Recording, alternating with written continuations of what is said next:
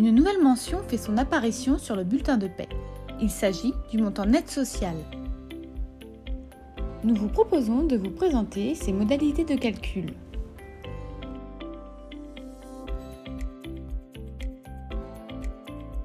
Le montant net social est égal à la différence entre le total des sommes brutes versées et le total des contributions salariales obligatoires auquel s'ajoute le montant des cotisations et contributions patronales de prévoyance et de retraite supplémentaires. Ce montant est à calculer et à déclarer mois par mois. Pour le total brut, il s'agit de prendre en compte toutes les sommes qui sont versées par l'employeur à son salarié, qu'elles soient soumises ou non, imposées ou non, dans le calcul du montant net social. Les sommes versées aux populations particulières, telles que les expatriés, les stagiaires ou les mandataires, seront également concernées par l'affichage du montant net social. Nous souhaitons vous présenter quelques exemples des sommes prises en compte dans le calcul. On retrouvera le salaire, toutes les primes et indemnités, quelle que soit leur dénomination et leur régime, les indemnisations en cas d'absence, les indemnités journalières prévoyance, mais aussi les indemnités de rupture, les revenus de remplacement ou les jetons de présence versés aux mandataires.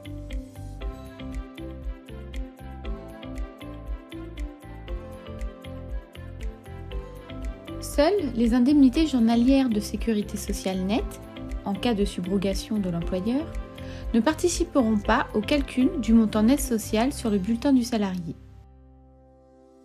Ce sont les caisses primaires d'assurance maladie qui intégreront les sommes dans le montant net social des assurés. En revanche, les indemnités journalières de sécurité sociale brute, qui viennent diminuer le brut SS du salarié, seront prises en compte. Prenons un exemple chiffré avec les informations suivantes.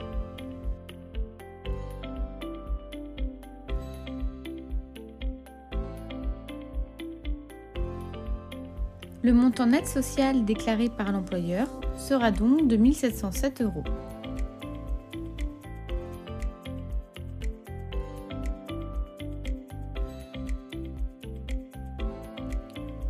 Les montants de participation et d'intéressement seront inclus dans le montant net social uniquement lorsque les sommes sont directement versées par l'employeur aux salariés. Lorsque les sommes sont versées par un organisme tiers, c'est cet établissement externe qui va notifier et déclarer le montant net social.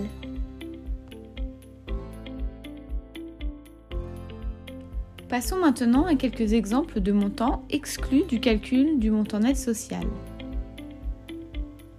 Deux grands types de sommes versées par l'employeur sont à exclure du montant net social.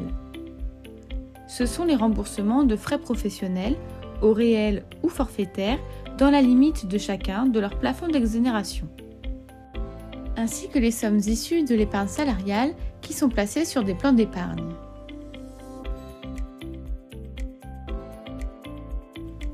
Mentionnons que la CSG-CRDS calculée sur ces sommes ne sera alors pas prise en compte dans le calcul des cotisations à déduire du brut social.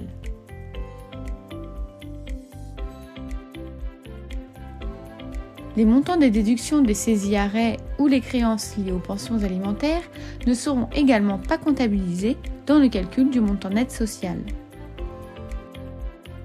Les avantages liés aux activités sociales et culturelles, pris en charge par le CSE, ne seront pas non plus pris en compte dans le calcul du montant net social. Cela concerne par exemple le financement de chèques vacances ou CESU. Quelles sont les cotisations obligatoires à déduire du brut ? Ce sont les cotisations et contributions obligatoires d'origine légale ou conventionnelle à la charge du salarié.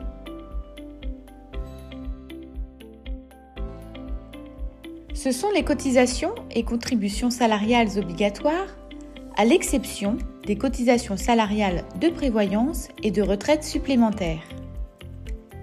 Les cotisations salariales de mutuelle, comme les frais de santé, sont à déduire que le contrat soit obligatoire ou facultatif.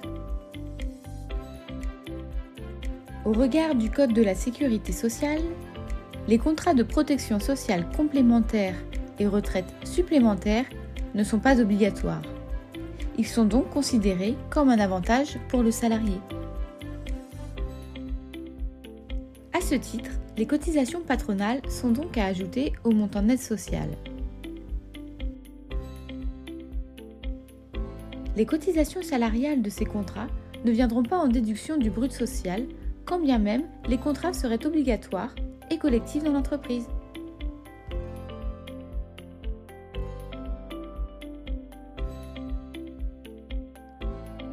Oui, puisqu'il s'agit d'une mention obligatoire du bulletin pour tous, quel que soit le niveau de rémunération, quel que soit le statut, le mode de rémunération et le lieu de travail, le montant net social sera affiché.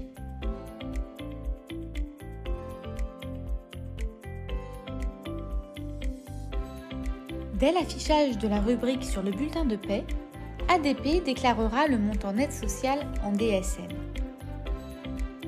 En 2023, le montant sera déclaré dans le bloc 51, rémunération, sous le type 27, potentiel nouveau type de rémunération C. À partir de 2024, le montant sera déclaré dans un nouveau bloc 58, élément de revenu calculé en net, sous le type 03, montant net social. Les organismes de versement des prestations sociales prendront en compte cette nouvelle information en DSN à compter de janvier 2024.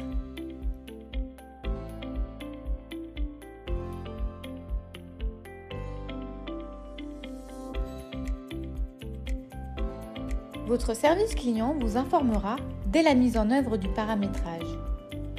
N'hésitez pas à revenir vers ADP si des particularités liées à votre réglementaire nécessitent une adaptation. L'outil de contrôle ACE sera également adapté en conséquence pour vous permettre de visualiser cette nouvelle information. Et si vous disposez de la version complète de cet outil, vous bénéficierez de fonctionnalités supplémentaires permettant de visualiser le détail du calcul et les comparaisons entre le mois de versement M et le mois M-1. Les équipes ADP se sont mobilisées pour mettre à jour votre système d'information. Nos équipes restent à votre disposition pour vous accompagner sur ce sujet. Nous vous remercions pour la confiance que vous nous accordez.